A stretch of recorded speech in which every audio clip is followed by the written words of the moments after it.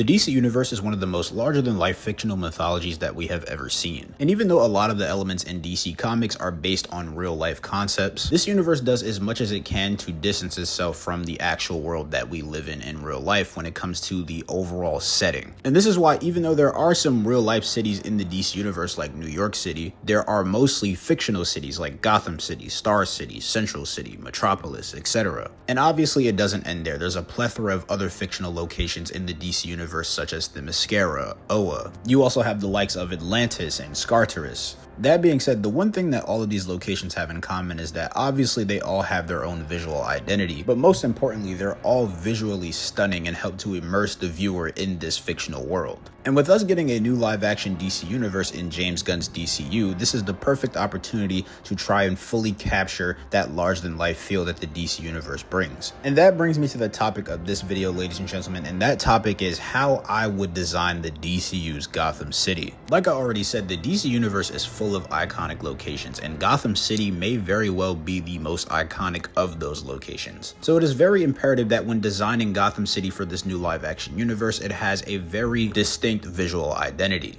And this is something that all of the great live-action Gotham cities have understood. Now, diving right into how I personally would design this city, I personally would not take the approach of trying to make this city feel like it is a real city. I personally have always felt that Gotham City works the best when it feels like a city that doesn't actually exist in real life. What I mean by this is that I feel like the city should feel like you were just dropped into its own reality. There's uber gothic skyscrapers everywhere, there's blimps flying around, the sky is sometimes bluish purple or maybe even sometimes red. And during the daytime, it seems like 90% of the time the sky is almost always gray. These are the details that I think really help to give Gotham its own visual identity that people love to this day. And it's something that I genuinely do not think that the DCU should stray away from. Another reason why I think that taking this approach is important is because of the fact that it helps to add to the allure and mythical aspect of the character of Batman. Batman in concept is a very mysterious, dark creature of the night type of character. So when you have a Gotham City that embraces that dark and mysterious element, it makes it all more believable that Batman could be lurking around any corner or in any shadow. And this same element also helps Batman's rogues gallery. When you walk into Gotham City and you see this dark, uber gothic, horror-inspired city, it's much more easy to imagine that there's an undead superhuman zombie walking the sewers, or a superhuman humanoid man-eating crocodile that's also lurking in the sewers. The visual aesthetic of Gotham City just works in tandem with the visual aesthetic of the characters that inhabit said city. This is why it looks so cool when Batman is perched on a gargoyle and you see nothing but gothic buildings behind him as his cape blows in the wind.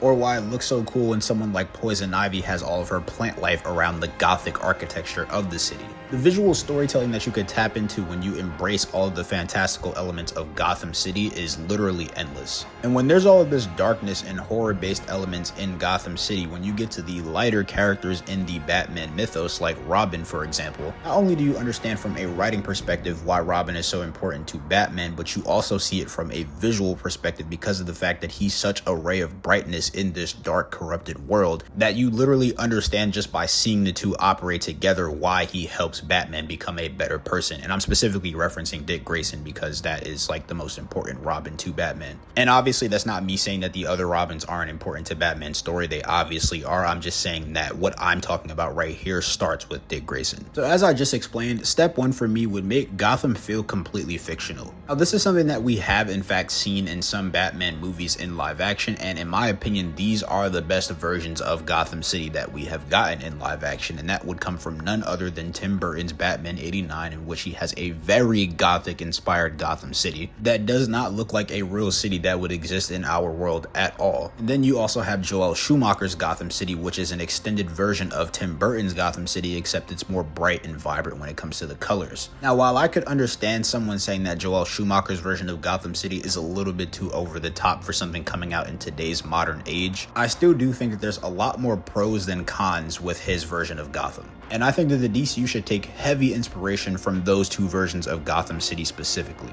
This brings me to the next thing that I would address when designing this version of Gotham, and I would have it have very specific subsets or areas that feel different. A real life example of what I'm saying is if you go to somewhere like New York City, you obviously have the main city, which is like Times Square, Manhattan, etc. But then you also have different areas of New York City that feel distinctly different from other areas like Chinatown, for example. This is something that I would add to the DCU's version version of Gotham to have the city have different feels all over and not just have one consistent look. And this is actually something that Gotham has established in the comics. Gotham does have very distinct areas of the city that have a different visual appearance than the other areas of the city. Gotham even has its own version of Chinatown, which I think is really cool. So the way that I would attack these areas specifically is that I would have somewhere like Old Gotham, for example, be the home of all of these super gothic architecture that we're used to seeing. This is where you would have your giant gothic skyscrapers, your giant gothic cathedrals, and pretty much every building in this area of Gotham would just be super gothic and horror inspired. So for this area specifically, think Tim Burton's Gotham City. Now, if we were to move over to somewhere like the financial district or even the fashion district, this is where I would have the more modern architecture. Here's where a lot of the buildings with the neon lighting and billboards would exist. Think how Jorge Jimenez draws some areas of Gotham City in Chip Zdarsky's run and also Matt Fraction's current ongoing run.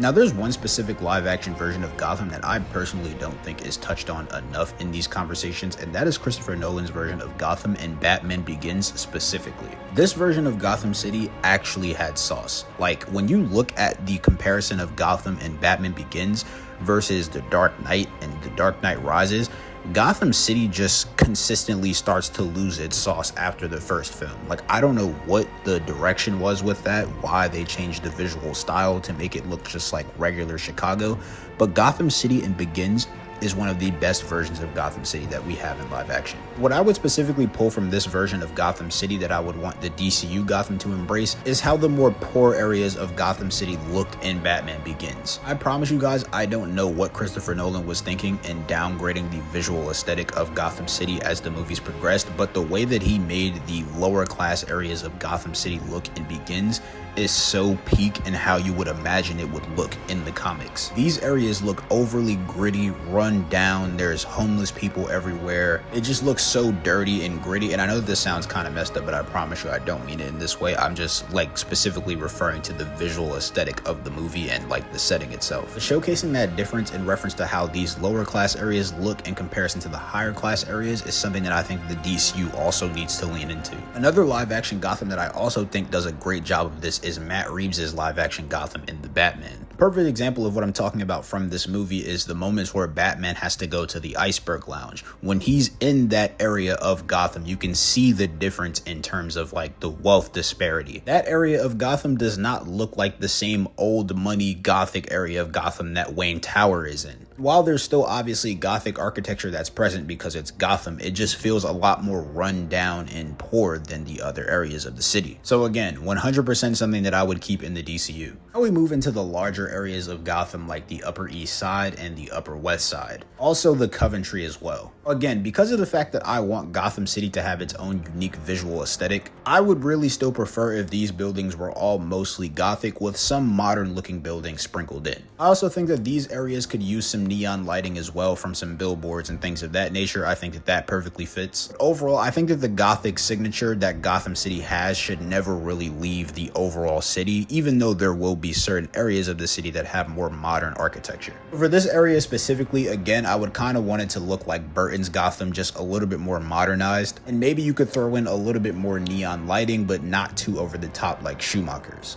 Speaking of Schumacher's Gotham, ladies and gentlemen, we now move to the area of Gotham City where it would be more than 100% warranted for them to go all in like Schumacher did with his Gotham, and that is the Amusement Mile. Now, the Amusement Mile is named the Amusement Mile because of the carnival that is located in that area of Gotham City, and a lot of important things in Gotham City have happened in this area. For example, this is where Haley's Circus used to take place, and that is where Dick Grayson comes from. I also want to say that the Joker utilized an abandoned version of a carnival at the Amusement Mile in the Killing Joke when he was torturing Jim Gordon, but I could be wrong about that. But nonetheless, because of the carnival aesthetic of this area, it would make sense for a lot of those neon lights and vibrant colors from the Schumacher Gotham City to be in this area. And like I already said, I don't think that Schumacher's Gotham is bad because of the vibrant colors at all. I just think that when it's everywhere in Gotham City, it becomes a little bit too overbearing. In the DCU's version of Gotham, if you just see Batman traveling from different locations throughout the city, you could do something very visually pleasing in a movie with having him go from a dark and gritty gothic area of Gotham City and then have him go to this bright and vibrant Amusement Mile area of Gotham City. Especially with the advancements in technology that we have in movies today, imagine if the DCU Batman had a cinematographer of the level of Greg Fraser or someone in that same tier and they were able to pull something like this off. It could arguably go down as one of the most visually aesthetic comic book movies of all time. Moving on to another prominent location in Gotham City, we now have Arkham Asylum. And I'm not gonna lie to you guys, for Arkham Asylum, I'm going all in on the horror elements. Arkham Asylum should always have the vibe of a haunted house or a haunted building. And I would do everything that we've seen from every iconic looking Arkham Asylum in every Batman media. There would obviously be the iconic gate that says Arkham Asylum as you come to the entrance. Then as you would look up, you would see that Arkham Asylum is all the way at the top of a massive hill and there's a road that leads all the way to the top. All of that would be there. For the aesthetic and atmosphere of the DCU's Arkham Asylum, they could literally just copy how it looks in Batman Arkham Asylum.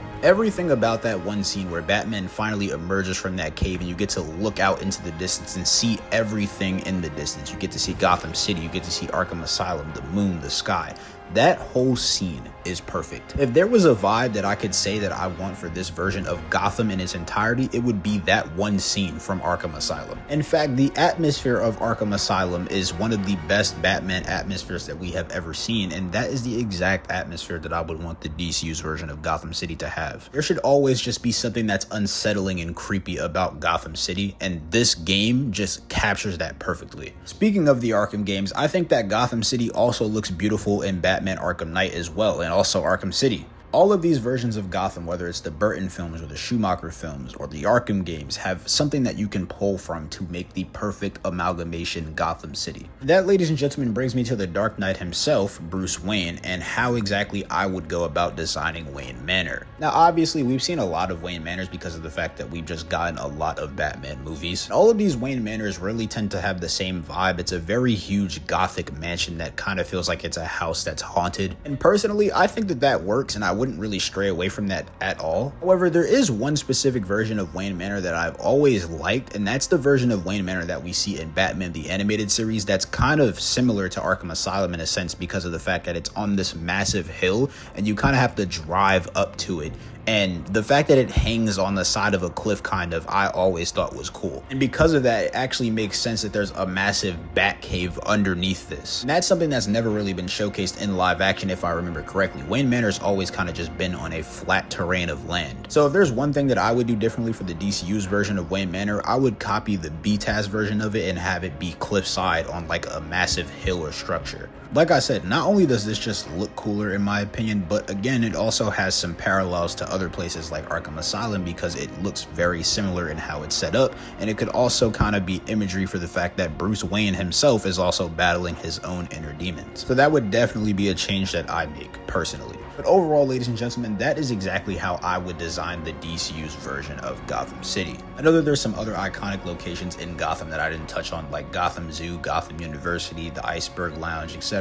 But you guys get the main point of what I'm saying. I want every area in Gotham City to have its own visual identity while still fitting under the umbrella of the overall Gotham City identity. We actually got some set photos of the DCU's version of Gotham City from Clayface, which is actually going to come out later this year. And so far, aesthetically, Gotham City is looking pretty good. It has the vibrancy of the Schumacher verse while also looking pretty dark and gritty like the more modern versions of Gotham that we've seen. I just hope that we get the more uber Gothic inspired architecture that we saw in the Burton movies as well. But overall, ladies and gentlemen, that is going to wrap it up for this video. If you guys enjoyed this video, please be sure to like, comment, subscribe, and share, and also hit the hype button if you guys have that feature available. And as always, it's been your boy K the God. I'll catch you boys in the next one.